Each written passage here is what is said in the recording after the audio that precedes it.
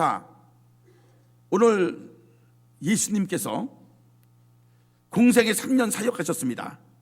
그런데 오늘 우리가 이사야서 61장 1절서부터 3절까지 말씀은 메시아의 사명에 대한 예언의 말씀인데, 오늘 여호와의 영이 내게 내리셨으니, 그러니까 성령의 충만한 역사를 통해서 예수님께서 이 땅의 사역을 감당하셨다라고 자신 있게 말씀하시는 말씀이 바로 본문입니다.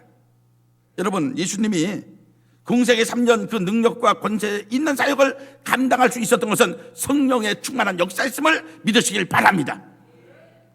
오늘 예수님이 성령의 결과로서 그 아름다운 사역을 감당하신 것은, 오늘도 예수님의 제자인 우리에게도 사명이 있는데, 우리가 사명을 아름답게 감당하기 위해서, 하나님의 일을 잘하기 위해서 우리에게도 성령의 충만한 역사가 필요하다는 사실임을 믿으시길 바랍니다. 이건 절대적인 겁니다, 성도의 신앙생활에서. 여러분, 예수님이 성령 받으시고 하셨던 사명, 제가 지난주에 2가지 말씀드렸죠. 예수님은 성령의 충만한 역사를 통해서 가난한 자들에게 아름다운 소식을 전하셨습니다. 여기서 가난한 자는 심령이 가난한 자죠. 예수님이 다 복음 전하셨는데, 그 아름다운 소식은 복음입니다. 복음을 전하셨는데 심령이 가난한 자만 복음을 받아들였습니다. 할렐루야. 그리고 이 세상에서 가장 아름다운 소식은 바로 지옥 가는 사람에게 천국 갈 수 있습니다 라고 전하는 복음이 가장 아름다운 소식임을 믿으시길 바랍니다. 두 번째, 예수님은 마음이 상한 자를 고쳐주셨습니다. 여기서 마음이 상하다는 것은 죄를 자복하고 양심의 가책을 느끼고, 그리고 죄 때문에 거룩한 슬픔을 가진 자들을 말하는데, 예수님께서는 다윗이 정말 마음이 상했을 때, 그리고 성경에 수많은 사람들이 마음이 상했을 때 그들을 고쳐주시는 사명을 감당하셨고, 오늘 우리에게도 그 사명을 주셨습니다. 자, 오늘 세 번째입니다. 그럼 예수님의 사명, 예수님은 포로된 자와 갇힌 자에게 자유를 주셨습니다. 자, 우리 한 목소리 하시겠습니다. 예수님은 포로되고 갇힌 자에게 자유를 주셨습니다. 네, 크게 한번 하실까요? 예수님은 포로되고 갇힌 자에게 자유를 주셨습니다. 자, 오늘 우리 본문 이사야서 61장 1절 말씀을 다시 한번 같이 읽겠습니다. 같이 읽습니다. 주 여호와 영이 내게 내리셨으니 이는 여호와께서 내게 기름을 부으사 가난한 자에게 아름다운 소식을 전하게 하려 하심이다. 나를 보내사 마음이 상한 자를 고치며 포로된 자에게 자유를, 갇힌 자에게 노임을 선포하며. 아멘. 여러분, 오늘 예수님께서 받으셨던 세 번째 사명은 포로된 자와 갇힌 자에게 자유를 주는 것이다 라고 성경이 말씀하셨는데, 여기서 여러분, 우리는 포로된 자라는 단어와 갇힌 자라는 단어를 붙잡아야 됩니다. 이것은요, 얼핏 똑같은 말씀 같지만 전혀 다른 뜻이 있습니다. 여러분, 포로됐다는 것은 외부의 힘에 의해서 자유를 잃어버린 상태를 포로됐다 이렇게 말합니다. 여러분, 우리가 전쟁용으로 전쟁 포로가 있습니다. 전쟁에 나갔는데 적군에게 잡혔습니다. 그래서 그 적군의 힘에 의해서 자유를 박탈당해서 수용소에 있던, 감옥에 있던 이런 상태를 포로됐다라고 말하는데, 여러분, 성경에 많은 포로된 사건들이 있지 않습니까? 자, 이스라엘 백성들이 하나님의 뜻을 어기고 범죄함으로 말미암아 하나님께서 그들을 바벨론의 포로로 팔아버리셨습니다. 그래서 바벨론에 잡혀가서 그들은요, 바벨론의 힘에 의해서 자유가 전혀 없습니다. 이런 상태를 포로됐다고 합니다. 이스라엘 백성들이 저 애굽에 가서 애굽 사람들에게 종살이 했습니다. 포로가 됐습니다. 그 애굽의 바로의 권력 앞에 그들은요, 꼼짝하지 못하고 자유를 잃어버렸습니다. 이것이 일부의 힘에 의해서 자유를 잃어버린 상태를 포로됐다고 말하는데, 여러분, 이 외부의 힘에 의해서 포로된 사람들은요, 스스로 자유할 수가 없습니다. 여러분, 바벨론의 이스라엘 백성들이 포로가 되었는데 스스로 여러분 바벨론에서 해방돼서 자유할 수 있었습니까? 없었습니다. 불가능했습니다. 이스라엘 백성들이 애굽에서 여러분 바로의 종이 되었습니다. 애굽의 포로가 되었습니다. 그들이 스스로의 힘으로 자유하고 해방될 수 있었습니까? 출애굽할 수 있었습니까? 없었습니다. 그러면은 그들이 어떻게 바벨론에서 애굽에서 포로된 데서 자유함을 얻을 수 있었을까? 성경은 이렇게 말씀하십니다. 고레스라는 바사 페르시아 왕이 있습니다. 그런데 하나님께서 그 이방의 왕을 쓰시는데, 성경은 이사야서 45장은 고레스에게 하나님께서 기름을 부으사 성경의 이름은요, 성령을 말할 때 많이 사용되죠. 할렐루야. 그래서 성령이 고레스에게 임하니까 성령의 충만함을 통해서 고레스가 이스라엘 백성들을요, 바벨론에서 너희는 고향으로 들어가서 너희 신을 섬겨라 라고 그들에게 자유를 주셨음을 믿으시면 아멘. 이스라엘 백성들이 바벨론에서, 아니 애굽에서 바로에게 종됐습니다. 그들 스스로 나올 수 없었습니다. 그런데 하나님이 그들을 어떻게 해방시키셨습니까? 하나님의 사람, 하나님이 가라면 가고 하나님이 오라면 오고 하나님이 하라면 하고 하나님께서 외치라면 외쳤던 사람, 그 성령의 사람 모세를 보내셔서 모세를 도구로 사용하셔서 하나님께서 이스라엘 백성들에게 출애굽이라는 놀라운 자유와 축복과 해방의 은혜를 베푸셨음을 믿으시면 아멘. 저는 오늘 여러분들이 그렇게 성령의 사람 되셔서 여러분 주변에 죄로부터 포로가 되고 질병으로부터 포로가 되고 정말 스스로의 힘으로서는 아무것도 할 수 없는 그런 사람들에게 자유와 해방을 주는 성령의 사람들 되시기를 주님의 이름으로 축원합니다. 여러분, 예수님이 이 땅에서 행하셨던 사역이 바로 이런 사역입니다. 예수님이 이 땅에서 행하셨던 사역은요, 포로된 자에게 자유를 주는 사역. 여러분, 자, 우리가 질병이 있습니다. 인간에게 질병. 이 질병이 건강을 잘못 관리해서 오는 질병도 있고, 하나님이 그 사람을요, 믿음의 사람으로 세우기 위해서 연단으로 주는 질병이 있습니다. 저는 제가 눈이 나쁜 것이 하나님이 저를 연단해서 이 자리에 세우기 위해서 저에게 질병을 주셨다라고 저는 믿고 있거든요. 이런 질병이 있고, 어떤 경우는 죄 때문에 오는 질병이 있습니다. 인생이 하나님이 주신 거룩한 몸으로 하도 죄를 지니까 하나님께서 죄를 짓지 못하도록 주셨던 질병이 있어요. 성경에 이런 질병이 많습니다. 자, 우리가 복음서에 다 나오죠. 한 중풍병자가 있는데 그 사람을 친구들 넷이 침상에 들고 와요. 그리고 예수 앞에 나갈 수가 없으니까 지붕에 올라가서 지붕 뜯었죠. 그리고 그 사람을 내렸을 때 예수님이 이렇게 말씀하십니다. 소자야, 네 죄사함을 받았느니라. 믿으십니까? 예수님께서는 이 사람이 중풍병에 걸렸구나, 중풍병아 물러가라 라고 해서 고쳐주셔야 되는데 예수님이 이렇게 말씀하십니다. 네 죄사함을 받았느니라. 그 사람의 중풍병은 죄 때문에 왔습니다. 근데 여러분, 이거 오해하시면 안 됩니다. 많은 목사님들 설교가 이렇게 말합니다. 중풍병은 인간의 죄 때문에 왔다라고 단정적으로 말씀하시는 경우가 있는데, 여러분, 그건 잘못된 성경 해석입니다. 중풍병이 다 죄 때문에 오는 것은 아닙니다. 혈압을 잘못 관리했든지 아무튼 건강을 잘못 관리했을 때 여러분 중풍병이 오는 것이지, 중풍병이 꼭 죄 때문에 왔다, 이건 잘못된 성경 해석이에요. 아무튼 마가복음 2장에 나왔던 그 중풍병 환자는 죄 때문에 그 질병에 걸렸습니다. 그런데 예수님께서 소자야, 내 죄사함을 받았느니라 하는 그 한 말씀에 죄의 포로됐던 그에게 죄로부터 자유함이 찾아왔고, 질병 때문에 고통받던 그에게 질병의 포로로부터 그에게 자유함이 찾아왔음을 믿으시면 아멘. 할렐루야. 예수님의 사명은요, 사역은 이렇게 아름다웠단 말이에요. 자, 우리가 요한복음 4장에 베데스다라는 연못이 있습니다. 자비의 샘이라고 그러죠. 그 옆에 38년 된 병자가 누워 있습니다. 여러분, 사람이요 38년 된 질병을 알았다, 그 사람은 거의 폐인입니다. 아니, 3년만 질병에 있어도 그 사람 폐인인데 38년 동안 병에 걸렸다, 살 소망이 끊어진 사람입니다. 그런데 예수님께서는 그를 고쳐주시면서 이렇게 말씀하십니다. 너는 가서 다시는 죄 짓지 말라. 죄 때문에 38년 동안 그 사람은 질병 가운데 있었던 거예요. 그런데 예수님께서 그에게 너는 가서 다시는 죄 짓지 마라 하면서 죄의 포로로부터 그에게 죄로부터 자유함을 주셨고, 38년 된 질병으로부터 그에게 자유함을 주셨음을 믿으시길 바랍니다. 그런데 예수님께서 이 아름다운 사명을 어떻게 감당하실 수 있었습니까? 물론 그분은 하나님이십니다. 성령 하나님이십니다. 그래서 성령의 능력으로 포로된 자에게 죄로부터 포로됐고 질병으로부터 포로됐고 삶의 정말 억압 때문에 포로되었던 그들에게 주님은 자유를 주셨음을 믿으시고, 오늘 우리에게도 그 사명을 주님께서 똑같이 주셨음을 믿으시길 바랍니다. 또 한 가지, 두 번째는 갇힌 자라는 단어입니다. 여러분, 포로라는 것은 외부의 힘에 의해서 자유함이 없는 상태를 포로라고 한다면, 갇힌 자는 자기 스스로 자기를 가둔 자를 말하는 거예요.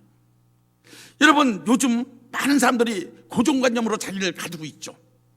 어떤 사람들은 자폐로서 자기를 가두고 있고, 요즘 여러분 현대인들 가운데서, 현대인의 질병 가운데서 가장 심각한 것이 뭔가 우울증이라고 그래요. 여러분, 사람들이 자살을 참 많이 하는데, 우리나라가 한 해에 10만 명에 넘는 많은 사람들이 자살하는데, 자살하는 사람들 70%가 우울증에 시달린다는 거예요. 우울증 환자들이요, 자살하는 것이 정말 그렇게 많다는 것은 우울증이 이렇게 현대인의 질병 가운데서 가장 심각한 정신적인 질병이라는 거예요. 근데 여러분, 이 우울증이라는 이 갇힌 데서 어떻게 여러분 사람이 노임, 자유함을 얻는지 아십니까? 이건 약 갖고 되는 것이 아닙니다. 약을 가지고서는 잠시 동안 그 사람을 진정시킬 수 있어도 근본적인 해결책, 근본적인 치료 방법이 되지 못한다는 것이 현대의학이 증명하는 겁니다. 우울증에 갇힌 자들에게 자유함은 복음밖에는 없습니다. 예수 그리스도 그분밖에는 없습니다. 영원히 변하지 않는 진리의 말씀밖에는 우울증 갇힌 데서부터 자유함을 얻는 방법이 없음을 믿으시기 바랍니다. 사랑하는 성도 여러분, 오늘 우리가 포로된 자와 갇힌 자에게 자유를 주는 사명을 주님이 우리에게 주셨는데, 우리가 어떻게 여러분 포로된 자에게 자유를, 갇힌 자에게 자유를 주는 그 능력 있는 삶을 살아갈 수 있습니까? 우리에게는 구조적으로 그 능력이 없습니다. 그런데 여러분, 성경은 이렇게 말씀하십니다. 복음은 모든 믿는 자에게 구원을 주시는 하나님의 능력이라. 복음밖에는 정답이 없습니다. 여러분, 복음을 누가 전합니까? 바로 성령 충만한 사람들이 포로된 자와 갇힌 자에게 복음 전하는 능력 있는 삶을 살아갈 수 있음을 믿으시면 아멘. 할렐루야. 이제 사랑하는 성도 여러분, 여러분이 성령의 충만한 역사를 통해서 여러분 주위에 죄로부터 포로됐고, 질병으로부터 포로됐고, 모든 환경으로부터 포로된 자들, 그리고 우울증이나 스스로에게 갇혀서 오늘도 고통받는 눌려있는 그들에게 여러분이 복음으로 자유함을 주는 능력 있는 성도의 삶 살아갈 수 있기를 주님의 이름으로 축원합니다. 축원합니다. 오늘 네 번째 예수님의 사명은 눈먼 자를 다시 보게 하셨습니다. 자, 우리 크게 하시겠습니다. 예수님은 눈먼 자를 다시 보게 하셨습니다. 네, 다시 한번 하십니다. 예수님은 눈먼 자를 다시 보게 하셨습니다. 자, 누가복음 4장 18절 말씀을 같이 보시겠습니다. 같이 읽습니다. 시작. 주의 성령이 내게 임하셨으니 이는 가난한 자에게 복음을 전하게 하시려고 내게 기름을 부으시고 나를 보내사 포로된 자에게 자유를, 눈먼 자에게 다시 보게 함을 전파하며 눌린 자를 자유롭게 하고 아멘. 여러분, 오늘 예수님은 스스로 나에게는 이런 사명이 있다 하면서 네 번째 사명을 무엇이라 말씀하시는가? 눈먼 자를 다시 보게 하는 사명이 있다라고 말씀하십니다. 여러분, 맞습니다.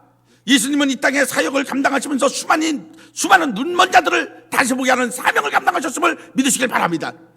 여러분, 기메오의 아들 그 바디메오가 소경이었습니다. 거지였습니다. 근데 예수님을 만났습니다. 그리고 예수님께서 그에게 다시 보게 하면 허락하심으로 말미암아 그는 예수님을 따르는 은혜롭고 아름다운 삶을 살아갈 수 있었습니다. 여러분, 실로암 연못가에서 소경, 우리가 잘 압니다. 그가 누구 죄 때문에 소경된 것이 아니고 저를 통해서 하나님의 영광이 나타날 것이다 말씀하시고, 그 소경의 눈에다 진흙을 발라주시고 실로암 연못가에 가서 씻으라. 그가 씻었을 때 그의 눈을 깨끗이 뜨게 하셨음을 믿으시면 아멘. 그러니까 예수님은 이 땅에서 육신의 눈먼 자들 눈을 뜨게 하셨던 사명을 아름답게 감당하셨습니다. 무엇으로? 성령의 능력으로. 이 말씀은요, 진짜 눈이 안 보이는 자를 보게 하는 것도 있겠지만은, 오늘 여러분 이 말씀을 보다 더 하나님의 의도대로 해석하면은, 여기서 눈 멀었다는 것은요, 육신의 눈이 아닙니다. 바로 영적인 눈을 말함을 믿으시기 바랍니다. 영안이 흐려진 자들. 아니, 육신의 눈은 밝은데 하나님이 하시는 일들을 전혀 알아보지 못하는 영적인 소경들을 말하는 것이 오늘 본문의 정확한 말씀의 의도입니다. 사랑하는 성도 여러분, 우리가 눈을 뜨고 살지만 하나님이 하시는 일들을 바라보지 못하면요, 우리는 눈뜬 영적인 소경임을 믿으시길 바랍니다. 근데 여기서 중요한 것은 이겁니다. 그럼 진짜 우리 눈에 하나님이 하시는 일들이 눈에 보이는가? 여러분, 이건요, 우리가 평생을 살다 정말 80년, 100년을 예수 믿고 정말 주님 앞에 간다 할지라도 하나님이 하시는 일들이 내 눈앞에 영화가 보여지든 TV에서 어떤 일들을 정확하게 바라보든 그렇게 보이는 경우는 아마 없을 겁니다. 평생에 우리는 한 번도 이런 일들을 경험하지 못하고 주님 나라 가는 경우가 대단일 겁니다. 그런데 여러분, 성경에 가끔 그런 일들도 있죠. 자, 엘리사가 사는 그 도단성에 아람 군대가 쳐들어왔어요. 아람의 군대가 너무너무 많으니까 엘리사의 사환이 겁이 나서, 내 주여, 이제 우리 죽었습니다. 저 아람의 군대를 보세요. 이제 우리가 어떡합니까? 라고 할 때 엘리사가 걱정하지 마라. 그의 눈을 만져서 보게 했더니요, 정말 그 아람 군대보다 더 많았던 하나님의 불말과 불병거들을 보고서, 야, 하나님께서 우리를 지키신다. 그때 마음에 담대함이 찾아왔고, 그리고 하나님 앞에 이길 수 있었던 것처럼 이렇게 보여지는 경우도 있습니다. 그런데 그것은 여러분, 크게 기대하시면 안 돼. 그런 것들은 잘 안 보여요. 여러분, 기도하시면서 이런 분들은 조심하셔야 됩니다. 내가 집사님에 대해서 뭐 봤거든? 그거 뻥이야. 그런 경우 잘 없습니다. 내가 집사님에 대해서 뭐 들었거든? 그것도 뻥이야. 대체적으로 보이고 들리는 건 거의 없습니다. 성령은 또 그렇게 또 역사하지도 않습니다. 지도 지 것도 안 보이는데 남에게 보였다. 그 무당이야? 거반 무당이네. 무당들도 안 보이는데 보인 척하는 건데, 그건 못 보고도 보는 척하는 것이고 못 듣고도 듣는 척하는 거예요. 그래서 여러분이 신앙생활 하시면서 내 집사님 기도하다 봤는데, 꿈 꿨는데, 이런 사람들은요, 갖다 그냥 머리카락을 3개를 뜯어놔줘요. 이건 거짓말이니까 그렇게 보여지지 않습니다. 성령은 인격적인 하나님이시기 때문에 인격적으로 역사하지, 절대 여러분 기도하는데 보여졌고 뒤에 들려졌고 그리고 눈을 떴는데 하나님이 하시는 일이 쫙 보였다, 그건 사단이 역사하는 거예요. 아닙니다. 못 보고 거짓말 시키든지 둘 중에 하나예요. 정말 그의 그 삶에서요, 기가 막힌 하나님의 사역을 감당하는 어떠한 그런 정말 구원 사역을 위해서는요, 하나님이 가끔 그렇게 역사하실 수도 있는데, 개인의 어떠한 인생의 흥망성쇠, 삶에 가는 길, 뭐 축복받는 일, 안 되는 일, 이런 것들 때문에 하나님께서는요 보여주시지 않습니다. 성경은 그런 구절이 전혀 없어요. 그러니까 여러분이 오늘 이경석 목사의 설교가 가장 정확한 성경적 설교임을 믿으시기 바랍니다. 제가 그런 거 부정하는 것 아닙니다. 저도 봤어요.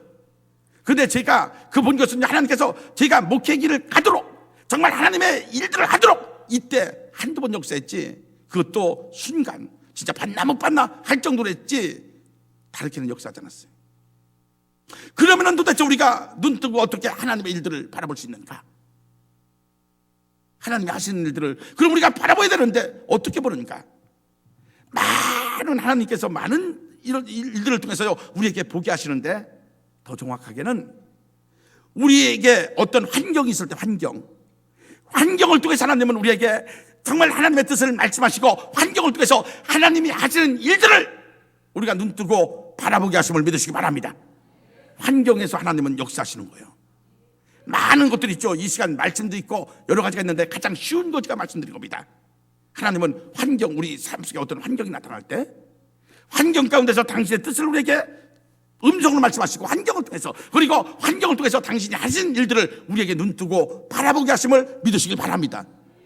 하나님이 대체로 하시는 것들은 우리의 환경입니다.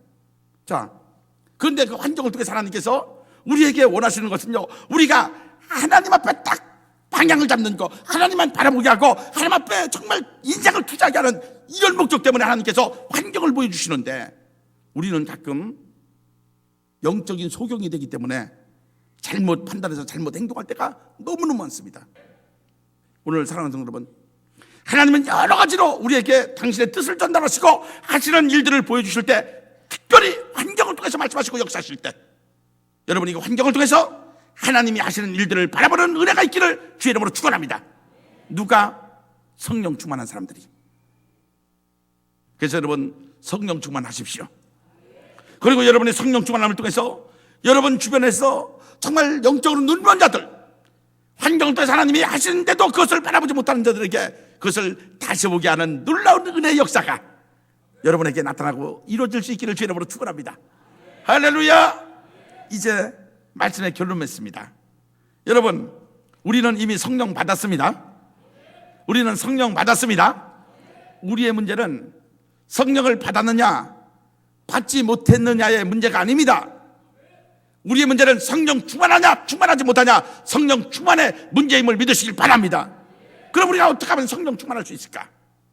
여러분, 태평양에 아무리 물이 많아도 병뚜껑이 딱 닫혀진 상태에서는요, 태평양에 물 한 방울도 그 병에 들어갈 수가 없습니다. 아무리 물이 많으면 뭐합니까? 병뚜껑이 닫혀졌는데 그 병에 물이 들어갑니까? 오늘 우리 마음이 욕심으로 문을 닫아버리고 의심으로 닫아버리고 자기 생각으로 마음의 문을 꽉 채우고 마음의 문을 꽉 닫았으면요, 성령이 어떻게 우리 마음에 들어갈 수 있습니까? 우리가 이거 다 내려놓고, 욕심도 내려놓고, 내 생각도 내려놓고, 교만함도 내려놓고, 미움도 다 버리고, 우리 마음이 빈 마음 돼서 마음의 문을 활짝 열 때, 그리고 기도할 때, 사모할 때 성령의 충만한 역사가 우리 심령에 나타날 수 있을 줄로 믿으시길 바랍니다. 그래야지 우리가 주님께서 우리에게 주셨던 사명, 땅끝까지 복음 전하는 사명을 감당할 수가 있습니다. 성령 충만해야지 죄를 자복하고 양심의 가책 때문에 고통스러워하고 거룩한 슬픔 때문에 눈물 흘린 자들에게 우리가 위로를 주는 믿음의 사람들 될 수가 있습니다. 그리고 우리가 성령 충만해야지 지혜의 포로가 되고 질병의 포로가 된 자들에게 자유함을, 그리고 우울증이나 스스로 갇힌 자들에게 자유함을 주는 복음 전하는 그 능력을 우리가 성령 충만해야지 사명 감당할 수가 있습니다. 우리가 성령 충만하면은 환경을 통해서 역사하시는 하나님의 일들을 바라볼 수 있기 때문에 여러분, 눈먼 자에게 우리가 다시 보게 하는 사명을 성령 충만해야지 감당할 수 있음을 믿으시길 바랍니다. 성령 충만할지어다. 성령 충만할지어다. 성령 충만할지어다.